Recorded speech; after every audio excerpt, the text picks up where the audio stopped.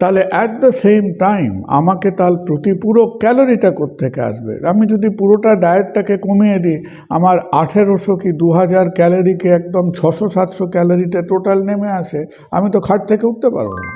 তাহলে কিটোন ডায়েটের যে প্রাথমিক জনপ্রিয়তা, সেটা অতটা ওজন কমানোর জন্য না, মেইনলি এসছিল ফর ট্রিটিং আদার ডিজিজেস।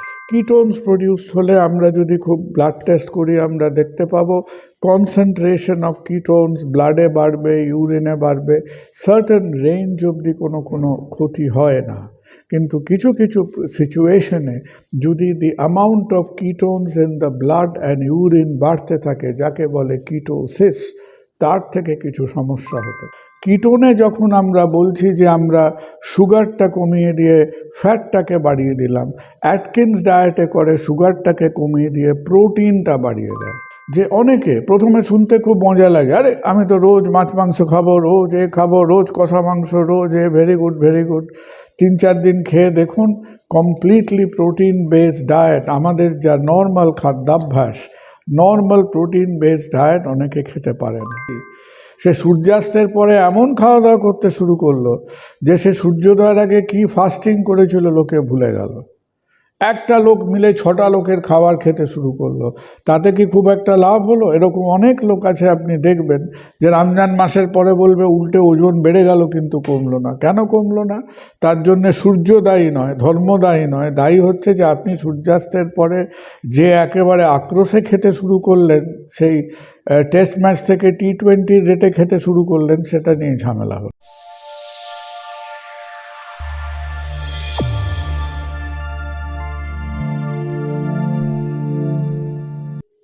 নমস্কার। কিছুদিন আগে আপনাদের সঙ্গে খাওয়া দাওয়া, ডায়েট, এগুলো নিয়ে কিছু ইনিশিয়াল, কিছু প্রিলিমিনারি কথাবার্তা হয়েছিল।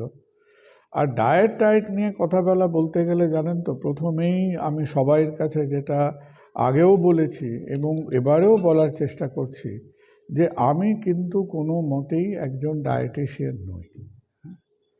আমার খাওয়া দাওয়া জ্ঞান কিছুটা নিজেদের কমন সেন্স থেকে, কিছুটা আমাদের এই যে ফিজিওলজির বইপত্র পড়েছিলাম সেই পাতা ঘাঁটাঘাঁটি নিয়ে, এইখান থেকেই আমাদের খানিকটা আইডিয়াস, কনসেপ্ট বলতে পারেন, এবং সেগুলো নিয়ে আমরা আমাদের রোজকার কার্ডিয়াক ট্রিটমেন্ট, হার্ট পেশেন্টস নিয়ে যে আমরা তাদের সঙ্গে যে কথাবার্তাগুলো বলি, সেখান থেকেই কিছু আইডিয়াস আপনাদের কাছে এগুলো নিয়ে নিজেরা একটু শেয়ার করতে চাই। এবং আপনারাও কি ভাবছেন, আপনারাও কি বলছেন, সেটা যদি আমাদের সঙ্গে শেয়ার করেন, তাহলে it will help to clear out a lot of ideas. এখন দেখুন, ডায়েটের ব্যাপারটা কিন্তু কিছুটা এর মধ্যে অঙ্ক, কিছুটা এর মধ্যে গণিত এটসেট্রা, খানিকটা হয়তো আছে, কিন্তু সব জিনিসটাকেই আমরা একেবারে কাঠখোট্টা অঙ্ক বা একেবারে সেই থিওরাম বা ফর্মুলার মধ্যে ফেলতে পারি না। The ideas are more important, the concepts are more important. একটা গল্প হয়তো আপনাদের আগে বলেছিলাম যে এখন যখন আমরা খাওয়া দাওয়ার কথা ভাবি, প্রথমে মুখ দিয়ে কি কথাটা বেরিয়ে আসে? প্রথমে মুখ দিয়ে বেরিয়ে আসে মানুষের ডাল ভাত খাওয়া, রুটি খাওয়া, ভাত রুটি খাওয়া। এবার আমরা যদি একটু ভেবে বসি যে এই যে আমরা ভাত খাই, রুটি খাই, একটু কলকাতার বাইরে বেরোলে দেখবেন যে সারা মাঠগুলো এখন সবুজ হয়ে আছে, কি না আমাদের কত বড় বড় এলাকা ধরে আমাদের ধান চাষ হচ্ছে, রাইট কাল্টিভেশন হচ্ছে। উত্তর ভারতে গেলে দেখবেন হুইট কাল্টিভেশন হচ্ছে। তো এই যে কাল্টিভেশন বা এই যে অ্যাগ্রিকালচারের ব্যাপারটা, এই অ্যাগ্রিকালচারের ব্যাপারটা আমরা কি মনে করি যে আমাদের জবের থেকে আমরা এই মানুষ, আমরা পৃথিবীর ওপরে এসেছি, চলাফেরা করছি, বেঁচে আছি, কাজকর্ম করছি, তখন থেকেই আমাদের মাঠ ভরা ধান ছিল? তখন থেকেই কি আমাদের মাঠ ভরা সেই গমের ক্ষেত ছিল যে আমরা তখন থেকে ভাত রুটি খাচ্ছি? আদৌ না। 1,00,000 বছরের ওপর আমরা রয়েছি, আমরা ঘোরাফেরা করছি, মাত্র হয়তো মেরে কেটে 7-8 হাজার বছর হয়েছে কি হয়নি যে the first ideas of agriculture came. এই যে কথায় কথায় আমরা বলি না যে সব জিনিস চেঞ্জ করে, সব জিনিস পরিবর্তনশীল, সভ্যতা এগিয়ে চলেছে, সিভিলাইজেশন এগিয়ে চলেছে, মাথায় রাখতে হবে এই যে এগ্রিকালচার, আমরা খেতে ধান গজাচ্ছি, গম গজাচ্ছি, আলু গজাচ্ছি, ফুলকপি গজাচ্ছি, শাকসবজি গজাচ্ছি, ফলমূল গজাচ্ছি, এই ব্যাপারটা আমাদের ইতিহাসের মধ্যে, in the history of human beings, this is a big change. Agriculture একটা মানুষের গতিবিধি, তার ইকোনমিক হিস্ট্রি, তার পলিটিক্যাল হিস্ট্রি, তার বায়োলজিক্যাল হিস্ট্রিকে যতটা চেঞ্জ করেছে, এই জবের থেকে আজকে মোবাইল রেভলিউশন, ডিজিটাল রেভলিউশনকে আমরা বলছি, ইন্টারনেট রেভলিউশনকে আমরা বলছি, it has brought on a big change, it has. কিন্তু তার থেকেও কয়েকশো গুণ বেশি আমাদের জীবনের একটা ইম্প্যাক্ট রেখেছে দ্য চেঞ্জ অফ এগ্রিকালচার। কোথায় আমরা ঘুরে ফিরিয়ে মাটির থেকে ফলমূল ধরে খেতাম, একটা ছোটোখাটো জন্তু জানোয়ার ঘুরে বেড়াচ্ছে, তাকে মেরে ঝলসে খেয়ে নিলাম, সেইখান থেকে কি না আমরা ভাত করছি, রুটি করছি, সবজি করছি, রান্না করছি, তেল আবিষ্কার করলাম, মাছ ভেজে খাচ্ছি। So it has changed that much. তো the history of diet and history of agriculture, এটা একটা অত্যন্ত ইন্টারেস্টিং জিনিস, এটা মাথায় আমাদের রাখতে হবে। এখন আমাদের খাওয়া দাওয়া চেঞ্জ করে গেল, কিন্তু এই যে শরীর, এই যে শরীরের মধ্যে ভেতরের যন্ত্রপাতি, পেট, intestine, liver, pancreas, gall bladder, এই জিনিসগুলো তো কিছু চেঞ্জ করলো না। তাই মধ্যে মধ্যে আমাদের কোথাও একটা হিসেবের গণ্ডগোল হয়ে যাচ্ছে। কোথাও আমরা দেখছি, আমরা হয় মনে করছি যে আমাদের ওজন বেড়ে যাচ্ছে, হয় আমাদের মধ্যে কেউ কেউ দেখছেন যে হু করে সুগার বেড়ে গেল, ডায়াবেটিস বলে একটা অসুখের উদয় হলো। কি করে আমরা সুগার কমাবো, সুগার ব্যালেন্স করব, ওয়েট কমাবো, ওয়েট ব্যালেন্স করব। কেউ আবার খুব তেলে ঝোলে থাকেন, তাদের হয়তো লিপিড প্রোফাইল, কোলেস্ট্রল নিয়ে প্রবলেম দেখা গেল। তাই সেইখান থেকে যে আইডিয়াটা এলো যে যাহা পাই তাই খাই, সেইখান থেকে আমাদের একটু মানসিকতাটাকে চেঞ্জ করে একটু সবাইকে আমাদের বুঝতে হবে যে আমরা কি খাচ্ছি, খিদে মেটাতে খাচ্ছি, ভালো থাকতে খাচ্ছি, আর যা খাওয়া দাওয়া করছি তার থেকে যেন আমার আরও মেলা কিছু এক্সট্রা অসুখ বিসুখ না হয়। আর ফান্ডামেন্টাল যে জিনিসটা অনেক আছে, এখন খাওয়া দাওয়ার মধ্যে আমরা যা খাই, কতগুলো জিনিসকে আমরা ম্যাক্রো নিউট্রিয়েন্টস বলি। হ্যাঁ, মোটা মোটা ব্যাপার, ইম্পর্ট্যান্ট ব্যাপার, প্রোটিন, ফ্যাট, কার্বোহাইড্রেট। তার সঙ্গে সঙ্গে কিছু কিছু ছোটোখাটো জিনিস, minerals, vitamins, essential oils, fatty acid, এরকম ছোটোখাটো নিউট্রিয়েন্টস, সেগুলো খুব দরকার। এখন মেইন যে ব্যাপারটা নিয়ে আজকে আপনাদের সঙ্গে আমি কতগুলো আইডিয়া ক্লিয়ার করতে চাই, যে দেখুন, প্রায় আমরা বিগত বলতে পারেন 30-40 বছর ধরে এই আইডিয়াটা বোঝা গেছে যে আমাদের খাওয়া দাওয়ার মধ্যে, বিশেষ করে আমরা কারা, আমরা যারা ভারতে আছি, আমরা যারা এশিয়ায় আছি, আমরা যারা চায়নায় আছি, নন ওয়েস্টার্নাইজড কমিউনিটির মধ্যে একটা ঘোর সমস্যা হলো যে আমাদের খাওয়ার একটা অংশ, বিরাট অংশ জুড়ে রয়েছে কখনো ভাত, কখনো রুটি, কখনো আটা, কখনো গম, অর্থাৎ যেগুলোকে আমরা টেকনিক্যাল টার্মসে বলি কার্বস বা carbohydrate. So carbohydrates are occupying a huge portion of our dietary protein, এবং কার্বোহাইড্রেট থেকে আমরা কি প্রবলেম দেখছি? কার্বোহাইড্রেট আমাদের একদিক দিয়ে প্রয়োজন, কিন্তু কার্বোহাইড্রেটের যখন আমাদের মধ্যে এক্সেস হচ্ছে, সেখান থেকে আমরা প্রবলেম দেখছি ওয়েট গেইন, সেখান থেকে আমরা দেখছি ডায়াবেটিস, এবং এরপর একের পিঠে এক অনেক রকম সমস্যা এসে যাচ্ছে। সো দ্য সেন্ট্রাল আইডিয়া, আজকে কোন রকম ডায়েট নিয়ে আমরা একটু আইডিয়াসগুলো ক্লিয়ার করছি, যখন আমরা চেষ্টা করছি যে নিজেদের এই ক্রমবর্ধমান ওজন বেড়ে যাচ্ছে, সুগার বেড়ে যাচ্ছে, সেইখান থেকে আমরা তাতে একটা ব্রেক করতে চেষ্টা করছি, সেটাকে আমরা কমাতে চেষ্টা করছি। Now how can we reduce carbohydrates? Generally আমরাও যখন কলেজে পড়েছি, আমাদের একটা মুখস্থ বিদ্যে শেখানো হতো যে আমরা রোজকার ভিত্তিতে খাই তার 60% কার্বোহাইড্রেট থাকবে। ধরা যাক 30% প্রোটিন থাকবে, 10% ফ্যাটস, অয়েলস এরকম থাকবে।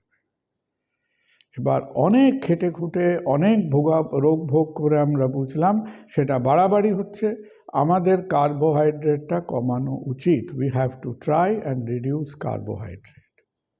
কার্বোহাইড্রেট দুভাবে কমানো যায়। একটা হচ্ছে আমরা ভাত রুটির পরিমাণ এগুলো রাখলাম, কিন্তু আমি সেটাকে কিছুটা আস্তে আস্তে ধীরে ধীরে কমালাম, সেটাকে 60% থেকে আমি সেটাকে কমিয়ে আনলাম। কিভাবে? 60টাকে আমি কমিয়ে 40 করলাম কি 50 করলাম। তো এটাকে আমরা বলতে পারি জেনারেল বা সর্ট অফ আ নর্মাল, একটু ধীর গতিতে আমরা কার্বোহাইড্রেটটা রিডিউস করছি।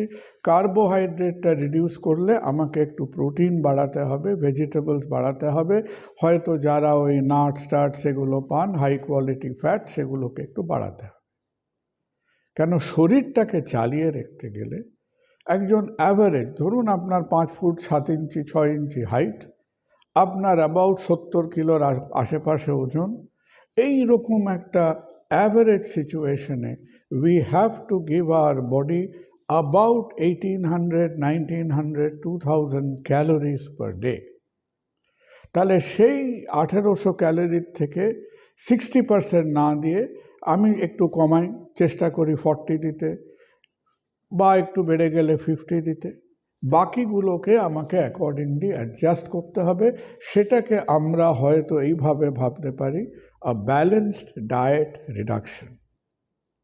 কারো কারো খুব তাড়াহুড়ো আছে, কেউ কেউ বলছেন বাবা আমি তো অত ধীরে ধীরে ধীরে ইনস্টলমেন্ট স্কিমের মতো ব্যালেন্স ডায়েট রিডাকশন করতে পারবো না, আমি একেবারে খুব তড়িঘড়ি, আমি খুব র্যাপিডলি, আমি খুব ফাস্ট রিডাকশন ইন কার্বোহাইড্রেট করতে চাই।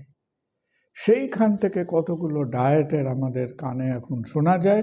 তার মধ্যে আপনি আড়ায় পাড়ায় সোশ্যাল মিডিয়াতে, অনেক সময় কাগজপত্রতে চোখ খুলে কান পাতলি দেখতে পাবেন কিটো ডায়েট কথাটা চারিদিকে এখন খুব জনপ্রিয়। কিটো ব্যাপারটা কি? এটা কি কোনো নেতার নাম? এটা কি কোনো চিত্রতারকার নাম? না, এটা সেই কিটো কেষ্ট এটসেট্রা, সেখান থেকে কিটোটা আসেনি।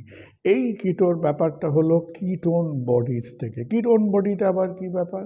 এখন কিটো ডায়েটে সহজ করে বলছি যে গল্পটা কি হচ্ছে। কিটো ডায়েটে আপনি ঘুম থেকে উঠে ঠিক করলেন আমাকে তাড়াতাড়ি একেবারে কার্বোহাইড্রেটকে আমি 60% থেকে আমি কার্বোহাইড্রেটকে কমিয়ে 10-20% নিয়ে আসবো। Fine, you can do that.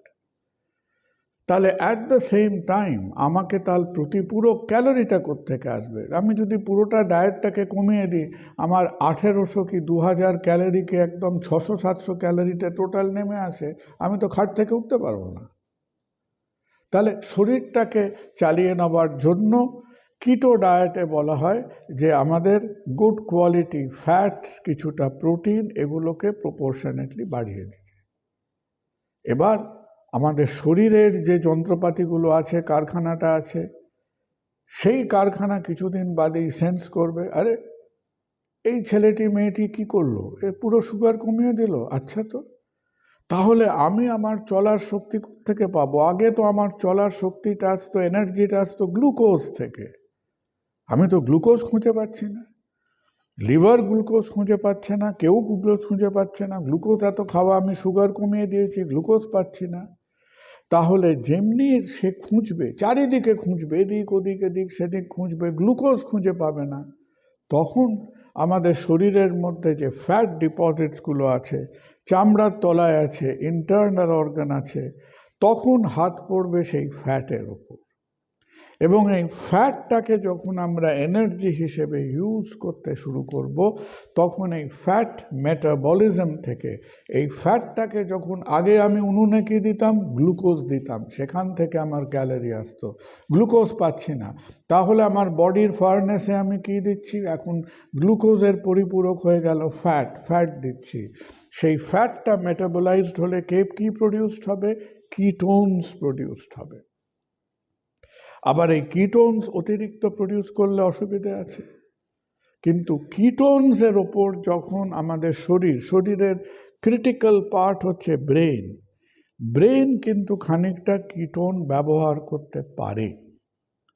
Brain যদি নাছোড়বান্দা হতো যে ভাই আমাকে গ্লুকোজ না দিলে আমার কিচ্ছু খাবো না, বাচ্চারা যেরকম বায়না করে না, চকলেটই চাই, চকলেট ছাড়া আমি কিচ্ছু খাবো না, ঘোর বিপদ হতো, এই অন্য কোনো ডায়েটের প্রশ্নই উঠতো না। But fortunately for us, brain can use some ketones. তাহলে ব্রেন তখন কিটোন ব্যবহার করতে শুরু করতে পারে। আর এর পিছনেই আপনারা কেউ কেউ বলেন যে এই সব কিছুতে ইতিহাস টেনে আনে। এখন এর পিছনে আবার একটা হিস্ট্রি আছে, যে যখন শুধু যে আমরা এখন আজকালকার দিনে ছেলে মেয়েরা, but it is very high fashion এখন কিটো ডায়েট করা আদৌ নয়।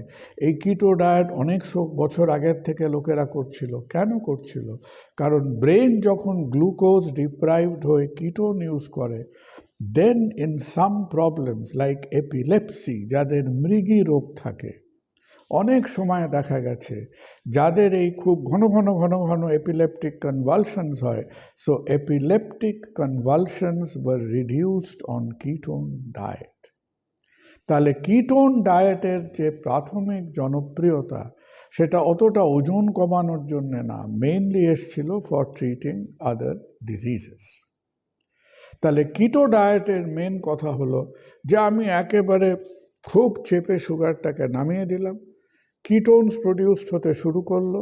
কিটোনস প্রডিউসড হলে আমরা যদি খুব ব্লাড টেস্ট করি, আমরা দেখতে পাবো কনসেন্ট্রেশন অফ কিটোনস ব্লাডে বাড়বে, ইউরিনে বাড়বে, সার্টেন রেঞ্জ অবধি কোনো ক্ষতি হয় না।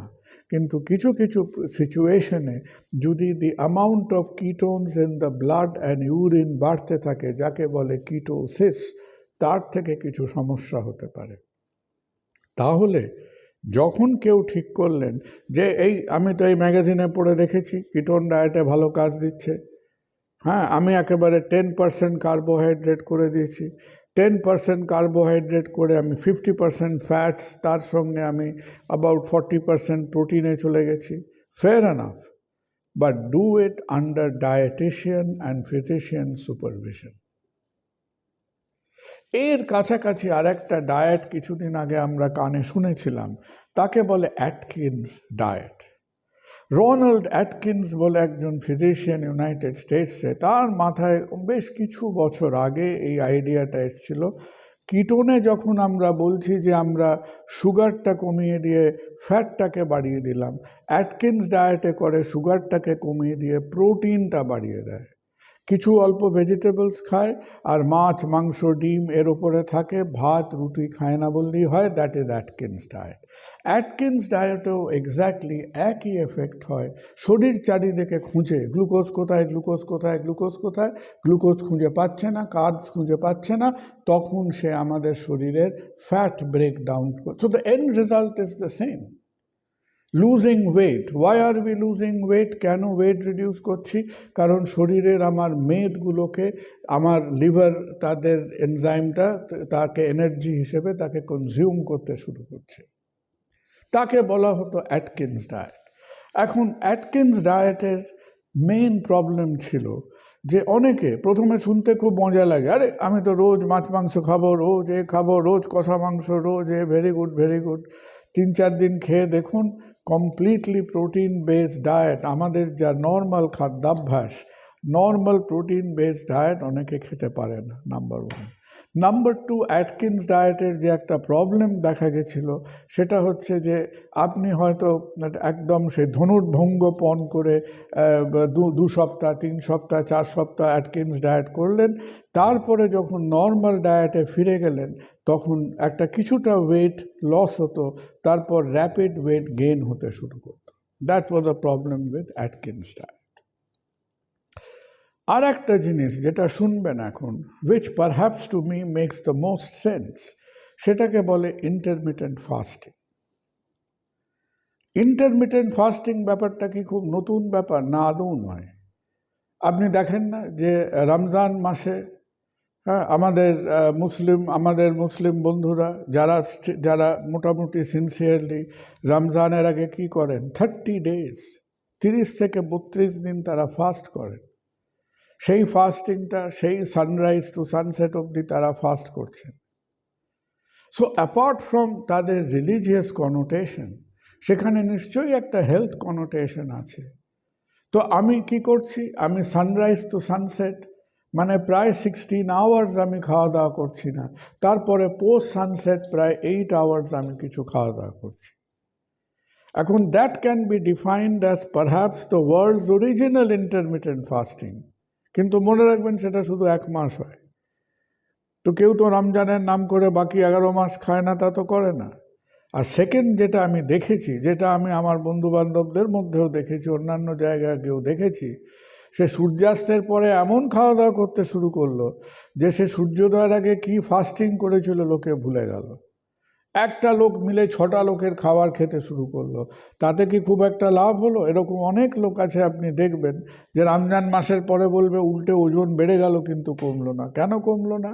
তার জন্য সূর্য দায়ী নয়, ধর্ম দায়ী নয়, দায়ী হচ্ছে যে আপনি সূর্যাস্তের পরে যে একেবারে আক্রোশে খেতে শুরু করলেন, সেই টেস্ট ম্যাচ থেকে T20 রেটে খেতে শুরু করলেন, সেটা নিয়ে ঝামেলা হলো। Now this concept of monthly fasting etcetera, এটাকে করে কেউ কেউ বলছেন যে আমি হয়তো একটা সার্টেন পিরিয়ড অফ টাইম দিনে 8 ঘন্টা ফাস্ট করব, কেউ সেটাকে 1:3 বলে, কেউ বলে 12 ঘন্টা ফাস্ট করব, সেটাকে 1:1 বলে। এই রকম নানান শেডিউল রেশিওজে ইন্টারমিটেন্ট ফাস্টিং আসছে।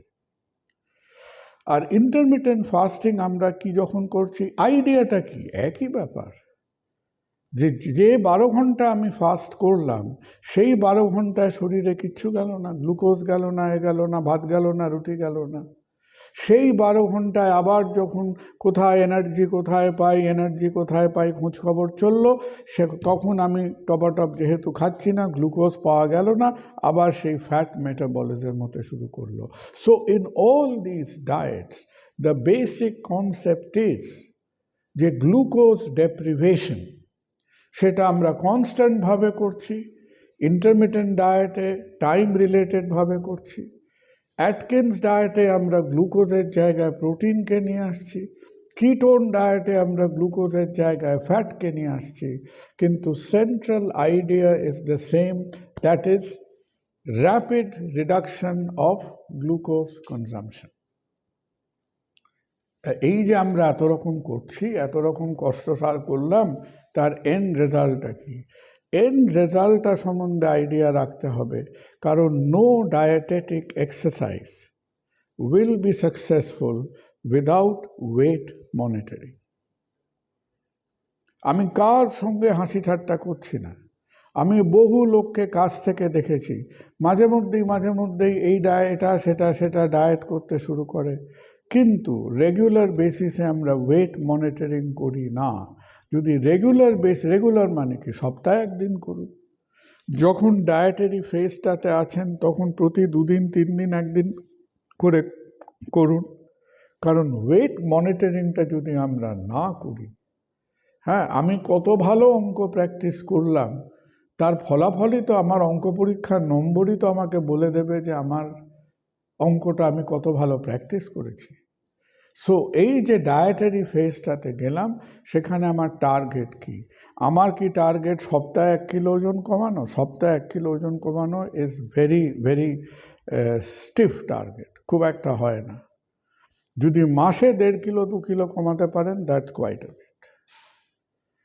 সেকেন্ড, আমি যেটা সবাইকে বলবো যে কমন সেন্স হিসেবে, যে একেবারে সেই কার্বোহাইড্রেটকে 0 করে দেওয়ার চেষ্টা না করে কার্বোহাইড্রেটকে মোটামুটি অন্তত একটা 20-30% লেভেলে রাখুন। আমরা এমনিতেই ডাক্তার দেখাতে পারি না বা ডাক্তার দেখিয়ে উঠতে পারি না। এখন আমাদের ভেতর এই র্যাপিড আইদার কিটো বা অ্যাটকিন্স বা ইন্টারমিটেন্ট ফাস্টিং আমি খুব একেবারে চোয়াল শক্ত করে করতে যদি সেকেন্ডারি কোনো চেঞ্জ হয়, কারো সিভিয়ার কিটোসিস হতে শুরু করলো, সোডিয়াম পটাশিয়াম শিফট হতে শুরু করলো, কিছু ক্রনিক সাইড এফেক্ট থাকে, নজিয়া, ভমিটিং, এইসব এফেক্ট হতে শুরু করলো, সেই জিনিসটাকে নাগালের বাইরে যেতে দেবেন না। And if any one of you যে হঠাৎ একটা রীতিমতো স্ট্রিক্ট প্ল্যান, যে না আমি এবারে ধরুন আমি প্ল্যান করেছি আগামী 1 মাস আমি তেড়ে ডায়েটিং করব, you are welcome to do so, but be under the supervision of a trained dietitian or a doctor. আর ডায়েটিশিয়ানদের কাছে আমার অনুরোধ, যে ঠিক যেমন আমরা ডাক্তাররা হঠাৎ করে আমরা অন্যমনস্ক হয়ে যাই, যেমন আমরা বহু বহু বহু বছর ধরে ওই ফাস্টিং পিপি সুগার দেখে দেখে সুগার চেক করি, তার অর্গান চেক আপ হয় না। ডায়েটিশিয়ানদের কাছে আমার রিকোয়েস্ট হচ্ছে, আপনারা যেমন ক্যালোরির দিকে দেখবেন, নিউট্রিয়েন্টসের দিকে দেখবেন, বডি ওয়েটের দিকে দেখবেন, please liberally check up the biochemical environment. যে এই যে একজন সত্যি খুব চেষ্টা করে নানান অসুবিধে সহ্য করে সে একটা ডায়েটারি প্রোগ্রামে গেছে, তারা হিমোগ্লোবিনের ওপর এফেক্ট কী, প্রোটিনের ওপর এফেক্ট কী, লিভার ফাংশনের ওপর এফেক্ট কী, তার অন্য কোনো সাইড এফেক্ট, কোনো Nazia, vomiting, weakness, cerebral confusion এরম কিছু হচ্ছে কিনা।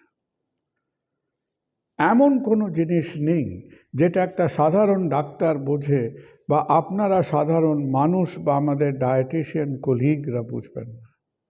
So dietitians needs to be a little bit more averse, trained in the physiological aspect.